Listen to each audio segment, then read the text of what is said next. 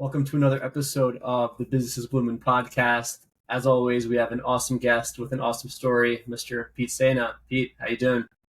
Good to be here. I like the name, Boomin. Got it. I appreciate that. That's what I was going for. A lot of, I think there used to be a phrase back in the day. It was like, business is booming. So, it almost sounds like booming, almost sounds like blooming. So that's what we're going for. But appreciate Love it it. there. So Pete is a digital marketer and the founder of Digital Surgeons, and we have a ton of awesome and exciting business stuff, story stuff to get into. But just to start out, Pete, can you talk a little bit about your background story? Yeah, for sure. So I'm a designer developer by trade. So I've been, designing things and coding things since I was a kid. And basically, long story short, started a agency out of my college dorm room and built that up into a national company. And that's really kind of sparked entrepreneurship for me. And then from there, I've gone on to start a number of other businesses, one of which is a tech innovation campus with a co-working facility, which I'm dialing in from today here in New Haven, Connecticut. And I'm also an angel investor in a lot of early stage tech companies, some of which have gone on to go public. And I'm just excited to help people tap into curiosity and creativity in business. Awesome, sounds good. Really appreciate some of that in the background there. You said that you started, this thing in your dorm room. When did you first get interested in entrepreneurship? Was this something that you were always interested in growing up? You hear the stories of people selling newspaper door to door, or kind of buying candy then selling it, or is it this something that you just got interested in college? Yeah, it's a great question. So the no bullshit answer is I didn't know what the word entrepreneurship meant. Mm. I don't come from a family of entrepreneurs. I'm the first person in my family to graduate college or become an entrepreneur. I mean, ultimately, I just wanted to make cool shit for the internet. And that led me down a very interesting journey. And going from wanting to make cool shit to wanting to make cool and useful shit to wanting to make cool, useful, and profitable shit. And here I am today. Really love working with entrepreneurs. I do a lot of coaching and strategy and marketing, and wear a lot of hats. I'd say like my superpower is embedding creativity, or more importantly, extracting creativity from inside people and helping them put that to work in a way that's going to help them grow their lives, their careers, their businesses, and most importantly, build brands that people want to be a part of and people want to be connected to, whether it's B2B or B2C or B2B2C. I think that at the most core level, so many businesses have a lot of those things in common. Got it. Interesting. I like the way you described earlier, just the original founder, the entrepreneurship story. They would just want to build cool stuff, and they're like, okay, this stuff has to be profitable, but let's make it really cool. So then, hopefully, it'll gain profitability. So I thought that was really funny. But on that note, we think of a lot of entrepreneurs. Maybe they start products or kind of they start brands, but you pursued the path of doing something B2B, digital marketing agency. So we'd love to know why you decided to do something in marketing as opposed to something like creating a product or something like that. Yeah, no, for sure. It's a fantastic question, and it's one I've thought about quite a bit. So just to rewind back, when I first started my company, it came out of a necessity. I had sort of left a full-time job and wanted to be doing a heavy mix of creative and creative tech at the time. So again, early on, I did a lot of digital creative, so web creative, online ads, all that kind of stuff. And what drew me to that, again, just to give the year for the audience here, is I'm talking 0405, right? So the idea of a digital agency back then was not a common thing. Nowadays, like if you walk through a busy coffee shop in a city and you say, raise your hand if you're a digital marketer, a lot of hands go up, right? It's almost like an eye roll, right? But back then, there was a lot more craftsmanship around how do we take these skills of design and technology and communications and then put those all together to create valuable experiences that go online. And my partner and I have always said experiences build relationships and relationships build brands. And we've believed that, and still believe that to this day, 20 plus years later. So I think ultimately that's the world I came out of. Was you had all these brands at the time that were not digital and they were trying to shift to digital. So what we were was a digital native organization. What that meant is that we had ideas that we could build. We had different things that we could manifest. And that led to us going sort of all in on the creative marketing front. It just happened that most of where we brought things to life happened to be in the online and the digital spaces. So nowadays we work with brands all over the world across all different channels and tactics. So it's not just digital. We lovingly refer to ourselves as DS now, just for short. And that's ultimately where we're at. Got it. Awesome. When you said DS, I had a kind of a flashback from my childhood when you used to play like the small DS. I think people, I mean, when I was in like second or third grade, I think, not to comment too much on ages, but I was in 2007, 2008. So that was the big thing back then. So nice little memory there. But I quick to get it. I'm old. It's cool, man. You could say it. I get it. no, no worries. Not calling you old. I think. Look, I think I'm 24. I feel like I'm getting old, but hopefully I try. I do my best to stay in shape. But look, not to get too too broad or too cliche, but like we could just do our best every day, and that's really all we can do. You know. Amen, brother. Amen. Awesome. But no, really cool. So basically, you're saying that, at the time, you observed a lot of these brands and kind of the stuff that they were doing, and naturally, you had, an interest in just creativity and thinking about how these organizations can better advertise themselves. So that's what led you down the path more towards kind of doing something to help them out. Does that sound right? Yeah, I think so. Got it. Okay. Awesome. Appreciate that. And quick to backtrack a second, was there anything that you were doing before, kind of digital marketing, or kind of it was always something you were always up to really creative stuff growing up? So I think I got into digital creative marketing, advertising, branding really is, I refer to myself more as a brand strategist than I do a marketer, but I think it's a mix of the both, right? Is I learned to code because I wanted to make video games. And that's what taught me how to code. And so I was definitely like early years, tinkering, making games, building apps and that sort of thing. And ultimately I didn't want them to be just ugly text on the screen. So that's where I was like, okay, I need to create interfaces. Well, how do I create interfaces? Well, I have to learn graphic design programs like Photoshop back then. Now we use Figma and stuff like that. But that was the big thing. Got it. Interesting. So, are there any cool games that you created when you were younger, or kind of were they all just kind of like the basic hit the ball, hit the block, like something like that?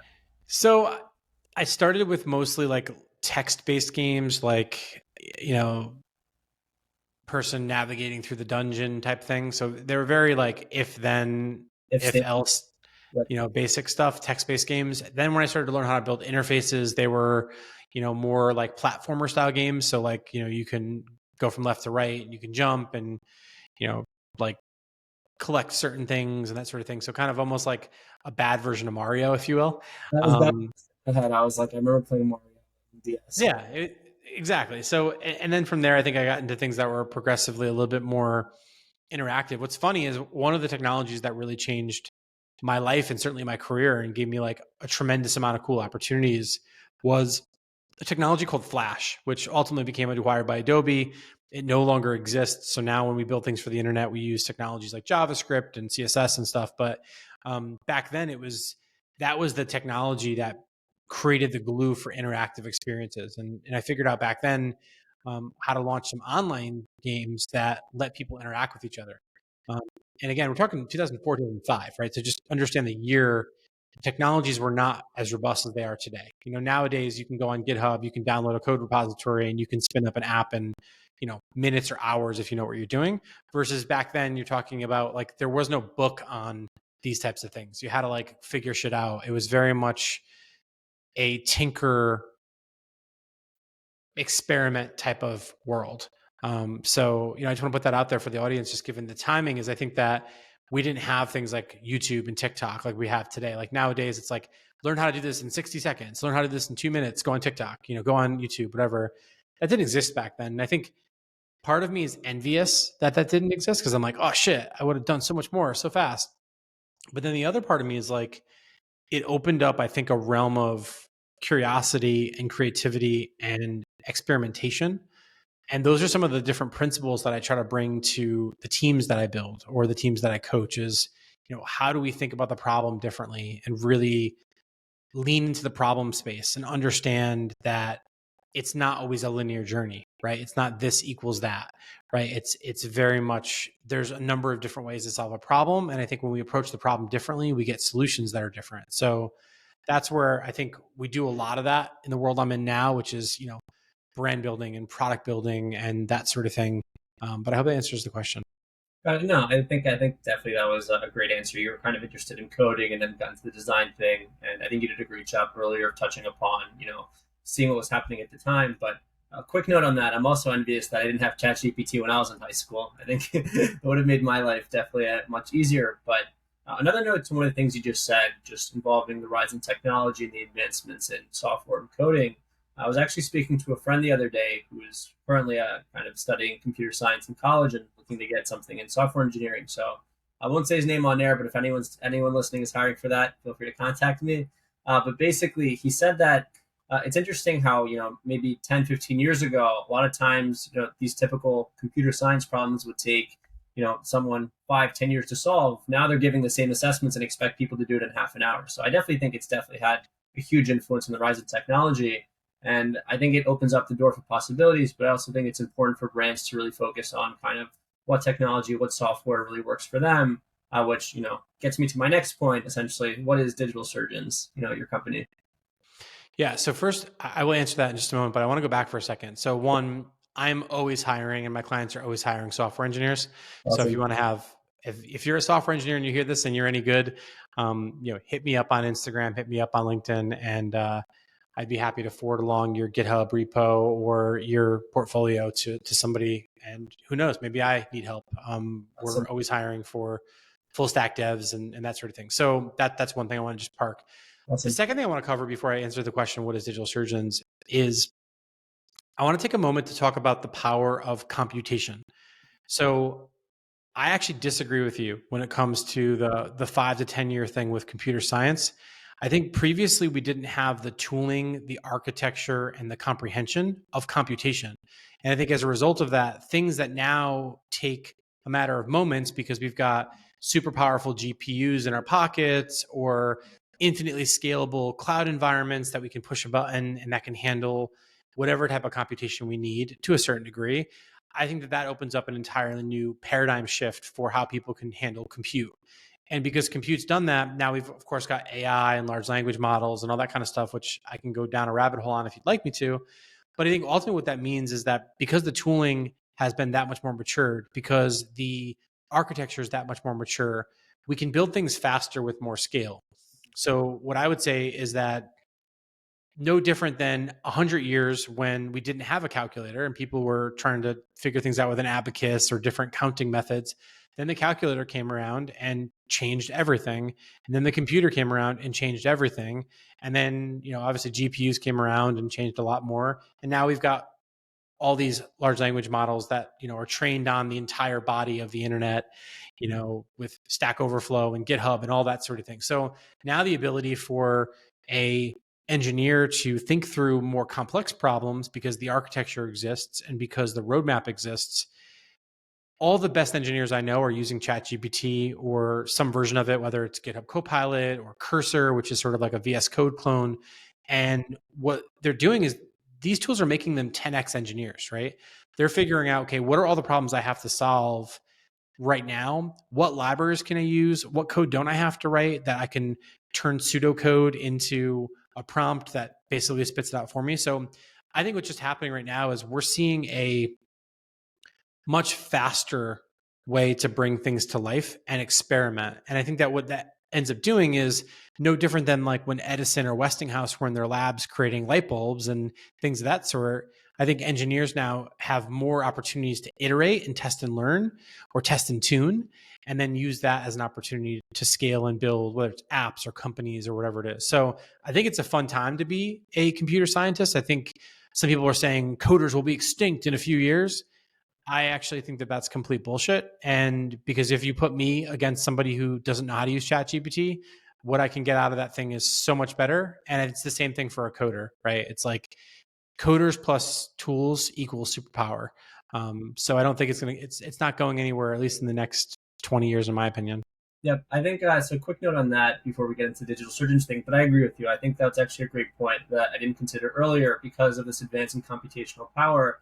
Like partnered with a lot of these software engineering languages, really creates unlimited possibilities and a lot of great potential tech companies. So I think that was a really really good point on there. But I guess the other point which you were getting to is kind of what your company specifically does.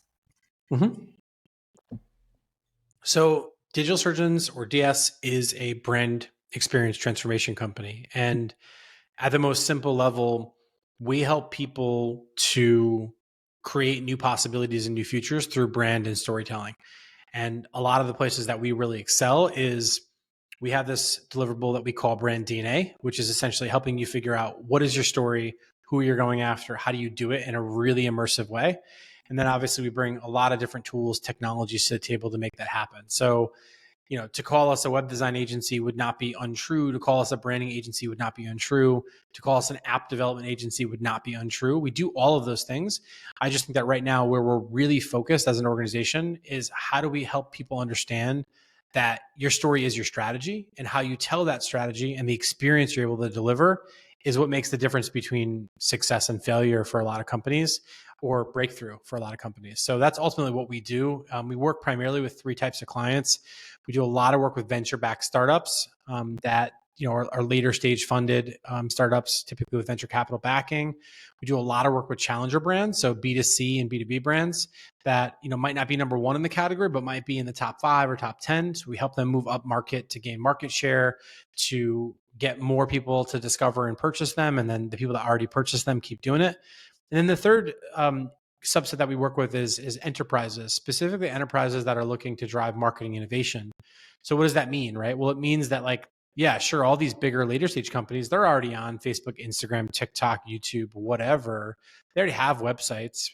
They already have CRMs and all that. So where do we come in? Well, what we come in is we look at where they spend their time, their attention, where their customers are spending their time and attention, and we find friction.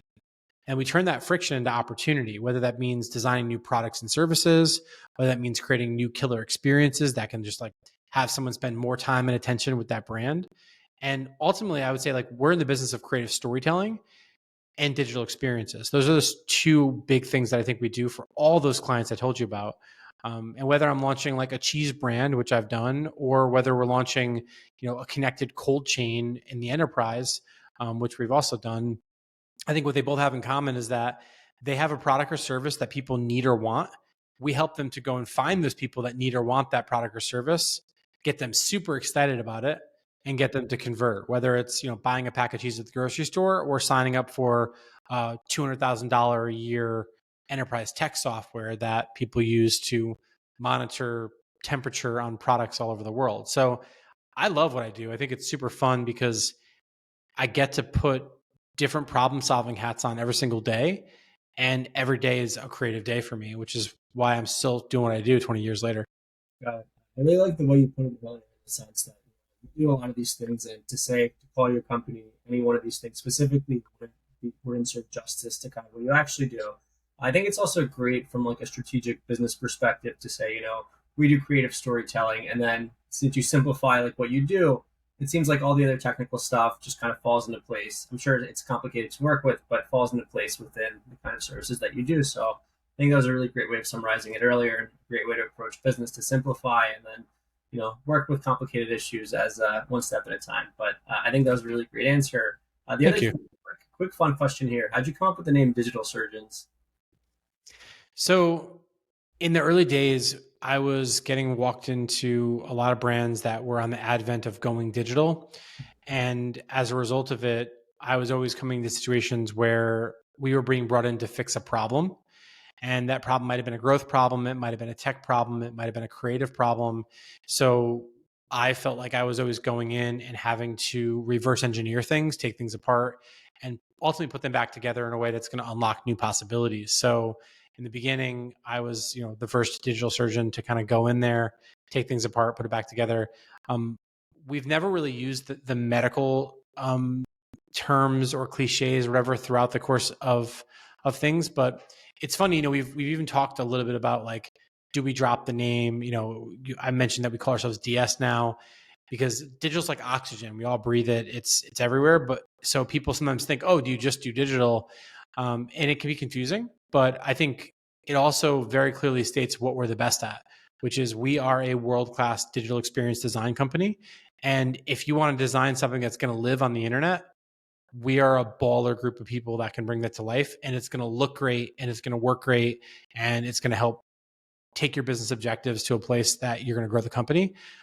So I actually think that the name is really suited for what we deliver and where I'd say our value prop is. But that being said, depending on what angle or walk of talk or life you come from, it might not be directly speaking to you, but clearly it speaks to you, which is a good thing. So Yeah, definitely. I mean, I think the way you kind of eloquated it there was really great as well. You mentioned it once in the beginning, digital surgeons, and then you basically like we call it DS, and this is what we do. So I think it's good, surface level, kind of, you're not directly using or kind of implying a medical terminology, but when people think of surgeons, they think of people that, can finesse or really look, maybe finesse isn't the best word for a surgeon, but can really look at the details and try to pick out what they have to. So, I think using it and then being a little more specific about what you do, I think, I couldn't have said it better myself. So appreciate the discussion on that.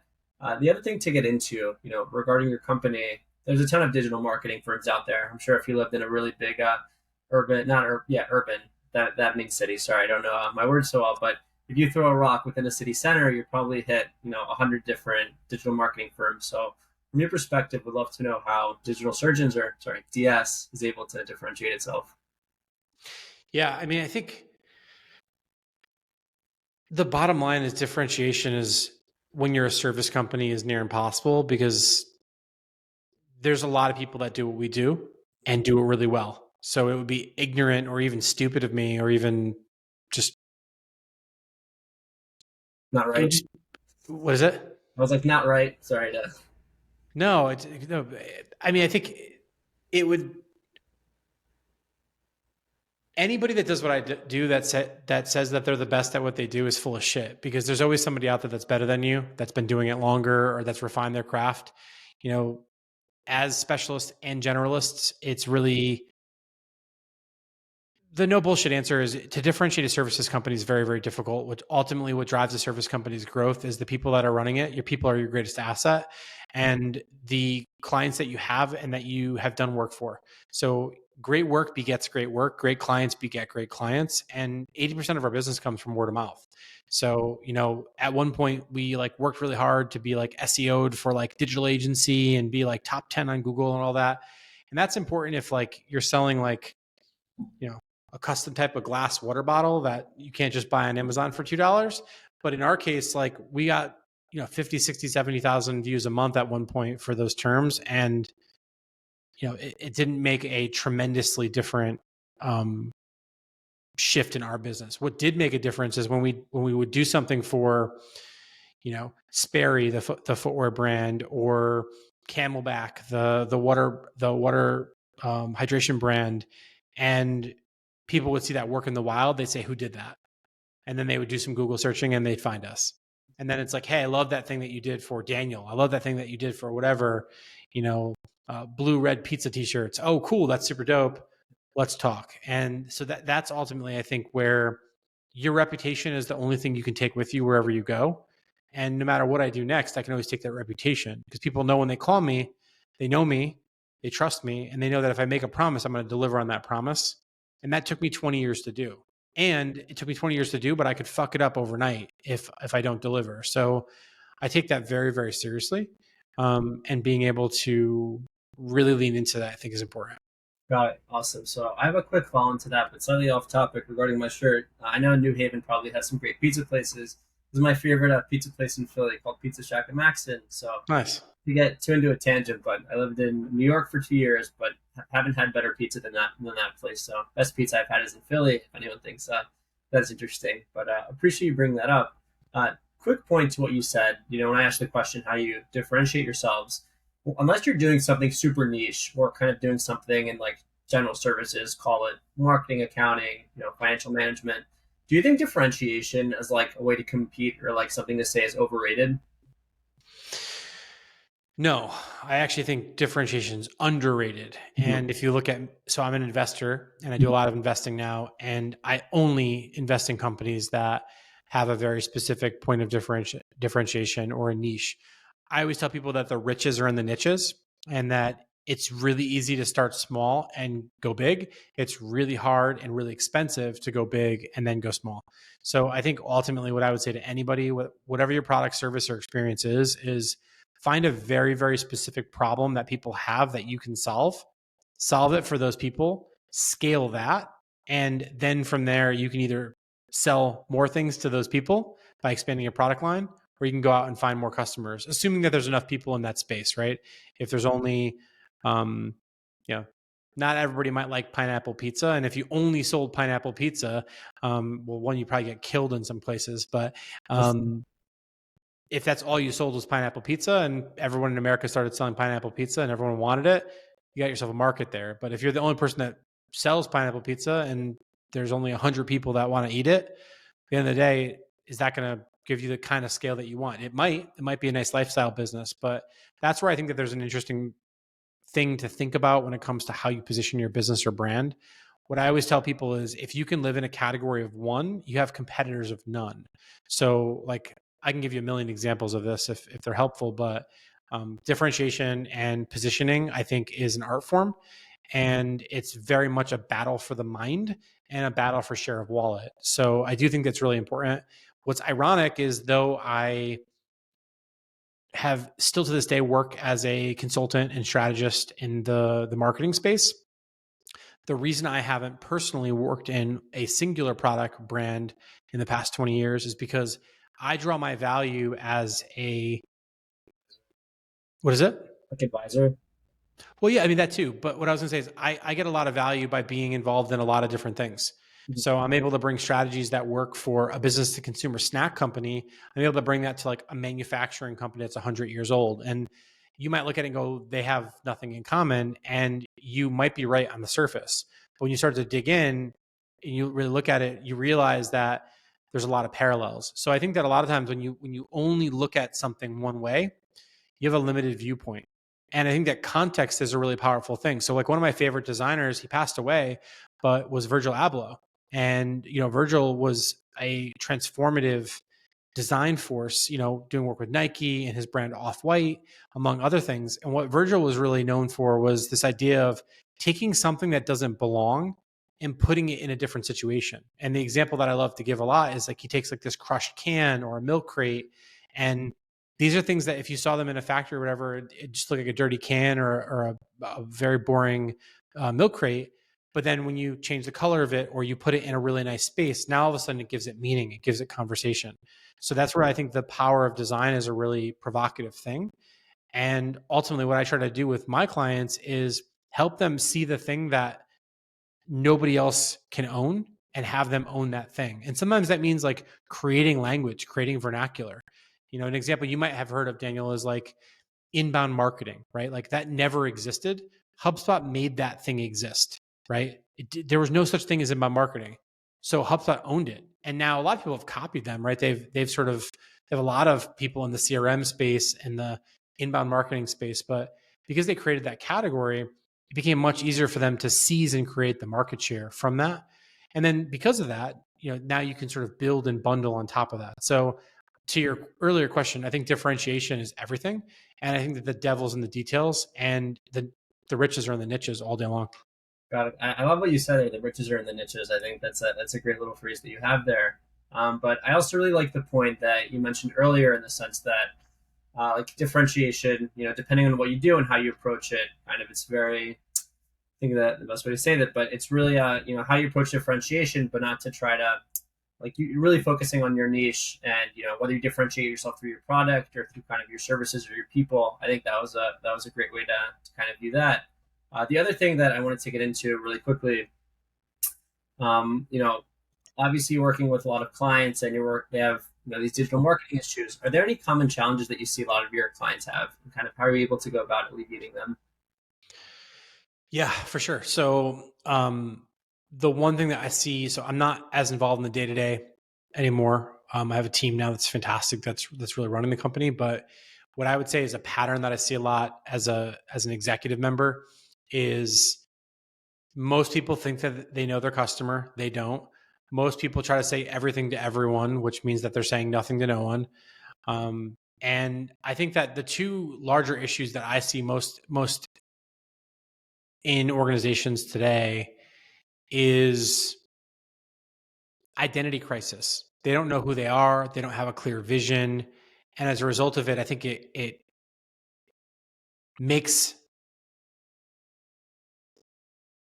let me take a step back. The identity crises with brands, I think, leads to a rudderless ship in that they might be really successful, but their success might be dwindling because they're being disrupted by a new market or a new competitor or a new behavior.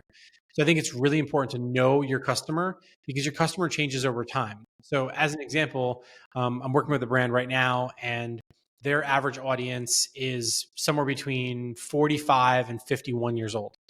And it's happens to be in a category that is aging out in some cases, right? So if their primary audience has a very specific set of philosophies and beliefs, you can't just keep acquiring 41 to 45-year-old people, right? Because that's a window that really works for them. There's a lot of competition in younger, there's a lot of competition in older. So for them to only go after that is not a good fit. But if they understood that when they acquire a customer, which we help them figure this out, but if they understood that when you acquire a customer after the first year, their needs change, as their kids are getting older, as things that are happening in their life. If you can offer supplementary or adjacent products and services that fit into that journey, that's how you can monetize people for life. So I think people change, behaviors change, and we have to understand that there might not always be an infinite supply that has demand for what you offer today. But if you know who your customer is, you can develop new innovations, product lines that will cater to that customer. So instead of them going somewhere else and no longer being your customer, they can stick with you because you're continuing to fill their unarticulated needs.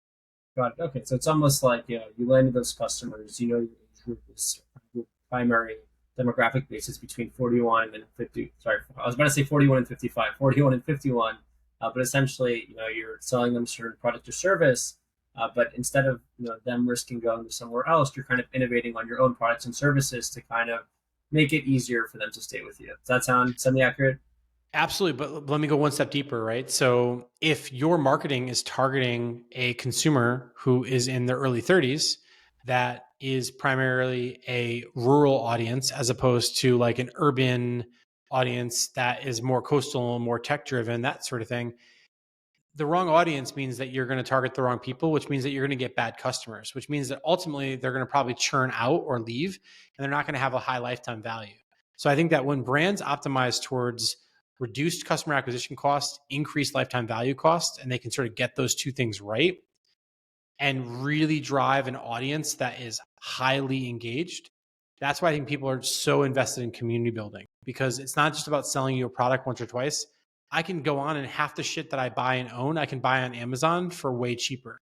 But if it's a brand, if it's a community, if it's something I believe in, if there's an emotional attachment to it, like you see you doing right there, right? Emotional attachment.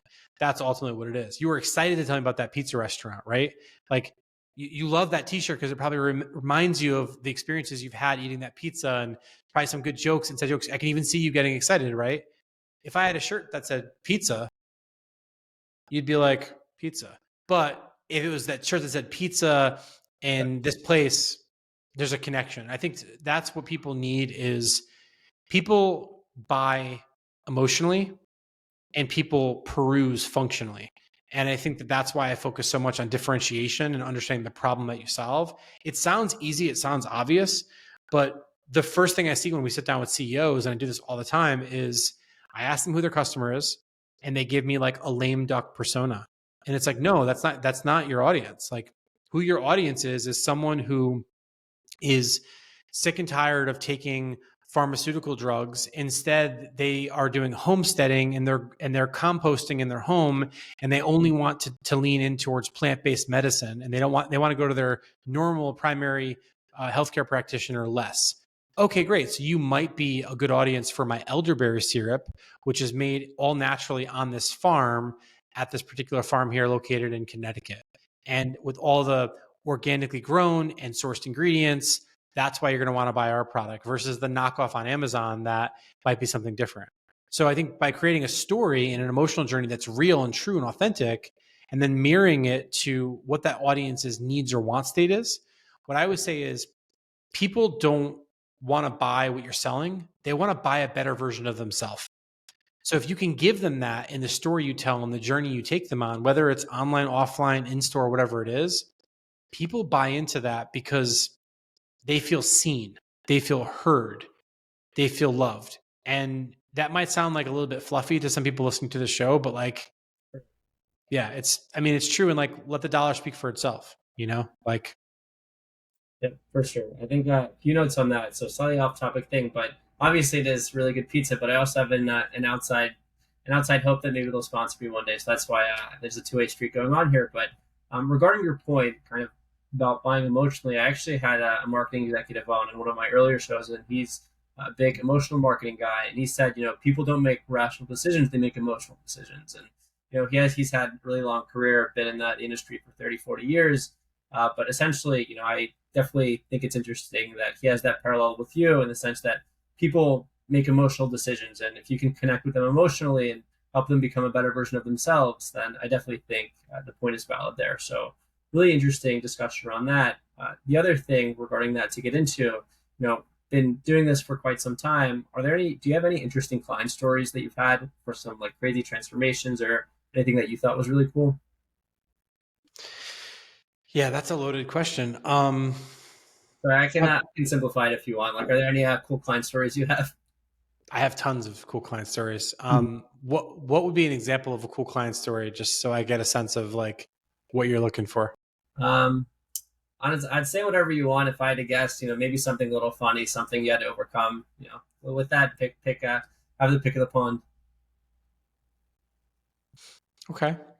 So It's all good. It's good you took a pause because that means there's a lot of them. So I'm sure whatever you come up with is gonna be I mean, there's a ton of them, right? It's like there's so many. It's like I'm just trying to think. Funny is a hard one to think about, just because it doesn't have I to be just, it could be like anything you saw a challenge. That was just me because I know people emotionally, no pun intended on our earlier conversation, like stories. So it doesn't have to be yeah, fun. no, for sure. I mean, a story that comes to mind for me is, so I'm gonna purposely not share confidential here, but I'll just say, so a brand that I've been working with recently randomly gets an email the other day, and the email is from someone that is the assistant of a major celebrity, someone that you would know if I mentioned the name. And it turns out that this particular celebrity has been a customer of this brand for 2 years. And the CMO and the leadership team at the brand had no idea that this celebrity um, was a customer. And they were like, "Hey, we love the brand." And they were like, "Yeah, we would love to do a partnership with you, but we can't afford like a budget, whatever."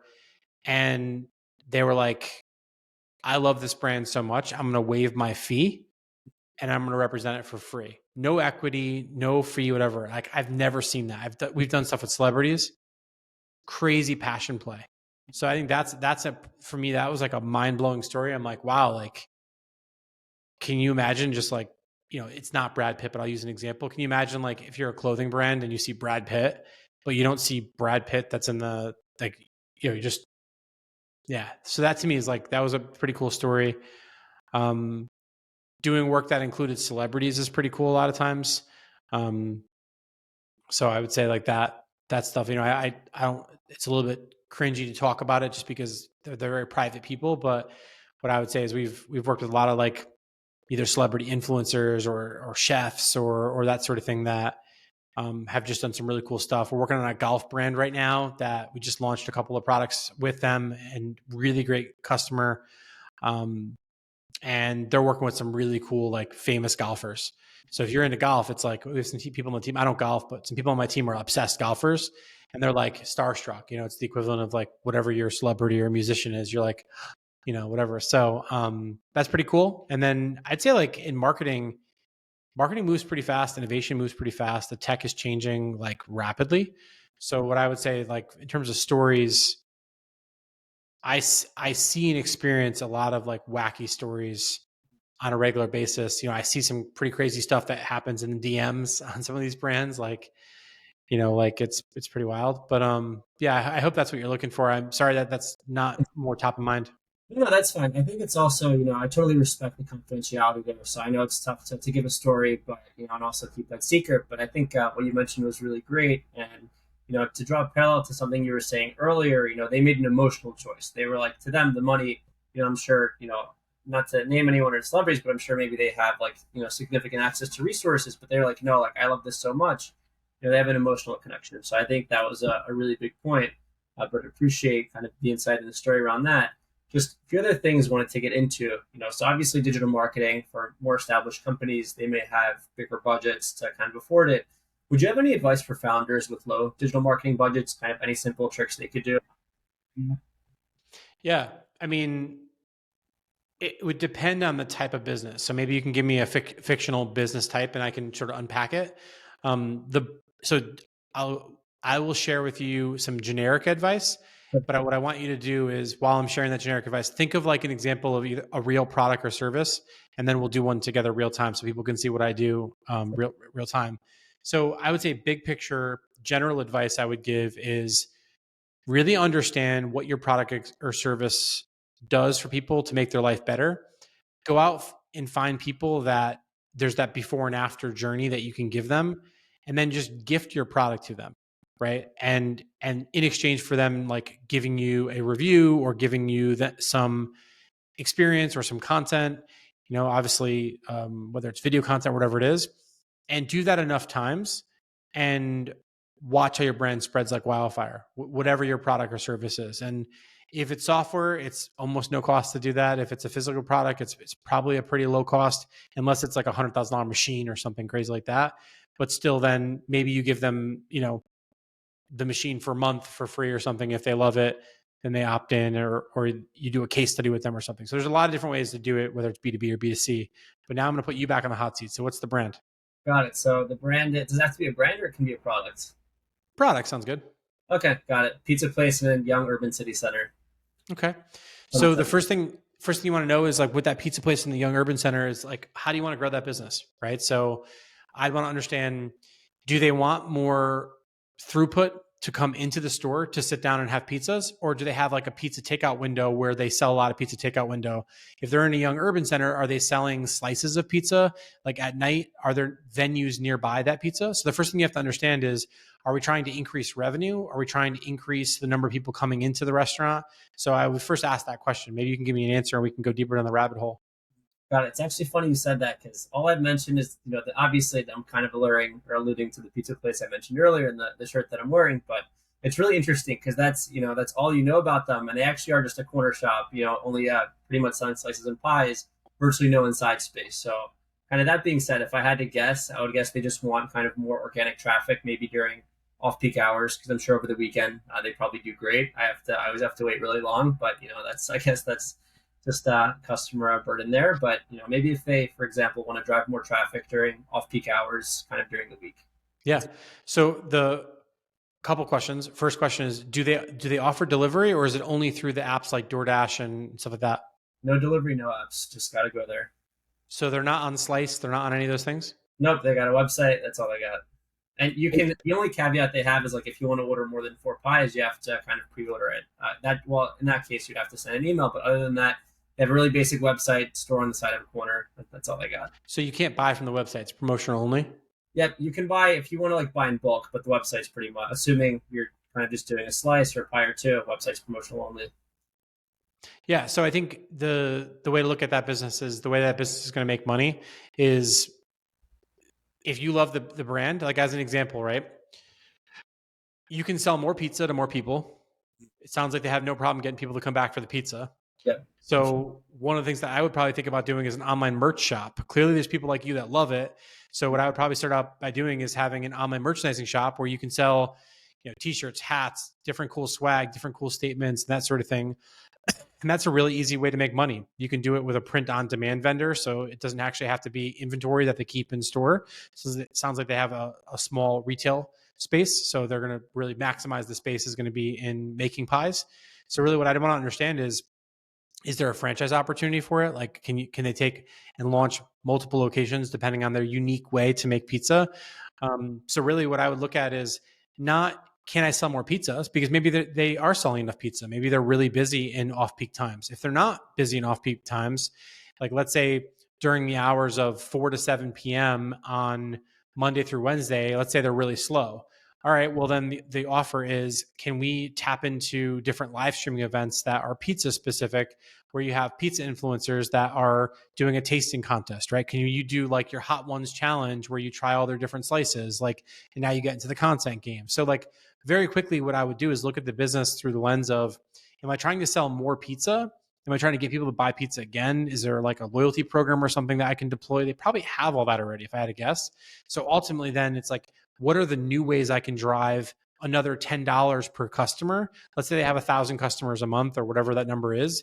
If I had 1,000 customers a month and I could figure out a way to sell, $100 worth of merch, 1,000 customers a month is another $100,000 in annual or monthly recurring revenue, and then that's $1.2 million dollars a year, right? If my math is suiting me correctly. It Yeah. is.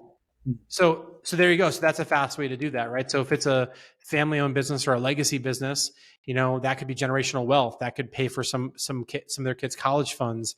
That could help to donate to a local non-for-profit. If they've got extra pizza at the end of the night, are they donating to homeless shelters and those kinds of things? So ultimately, what it comes down to is like, I think a lot of times businesses focus on getting more customers or keeping the ones that they have. I think there's a lot of opportunity to also drive dimensionality with a business. So I think that you can grow this way, but you can also grow this way. And I think looking at it through that lens is, now you're in the business of juicing up lifetime value. So that's probably what I would start with. Is I would probably just have a talk with the owner and say, like, where are you now? Where do you want to get to? And ultimately, how do you scale that? So there's a place called Sally's here in Connecticut, and they recently franchised, after like 100 years or whatever. I don't know how many years, I'm gonna get that wrong. And now they've got one in the casino. They've got one in another city here. So that's a great example where the experience of Sally's Pizza is actually more valuable than the pizza itself. So now you can only sell so many pizzas. There's only so many ovens, right? You can only sell so many t-shirts. You can only sell so much merch, right? So what else do you do? Then you can franchise it. So now you're able to sort of create multi-generational wealth in the form of a buy-in and then a recurring revenue model for pizza. So before you know it, like Sally's might be making millions of dollars a year without ever having to bake a pizza again. So I hope that's helpful, but that's just like how I think about like breaking down a business, is looking at the design of that business. How does it work? How does it make money? How does it spend money? And then finding new ways to make money that don't cost more money, right? Like it would cost them nothing to do a print on demand vendor that had some cool merch. And literally you're living proof that people want that merch. Yeah, for sure. I think 2 points on there. So from kind of least relevant to most relevant, you mentioned Hot Ones. It's actually my dream to go on that show. So if Sean Evans is ever listening, I love your show. I love spicy food. Feel free to hit me up. But the other thing, I think print on demand.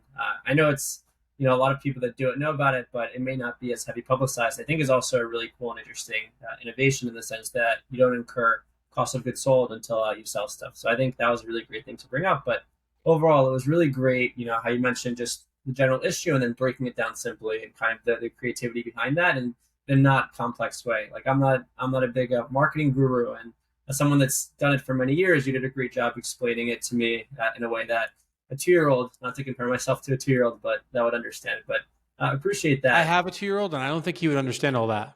Maybe he would, man. You never know. But appreciate Right that. on. A few other quick things to get into. You have a podcast, Forward Obsessed. Can you describe kind of what that is really briefly? Briefly. Yeah. So let me tell you the story of why I started Forward Obsessed. Mhm. So I love entrepreneurs. I think that entrepreneurs are like fascinating animals. And if you want to learn about the animals, you don't go visit animals in the zoo, you go to the jungle. And the closest way I can get to the jungle is by spending time face to face with these entrepreneurs. I've gotten to learn about, we're 41 episodes in. We shot our 40th first episode today.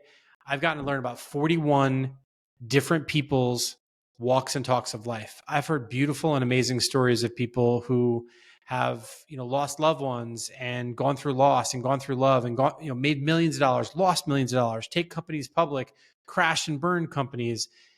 I've been able to extract pearls of wisdom and 100 years of wisdom and life journeys by sitting face to face with breakthrough business leaders. And that to me is why I love doing what I do with Forward Obsessed. For those that aren't aware of it, Forward Obsessed is a podcast.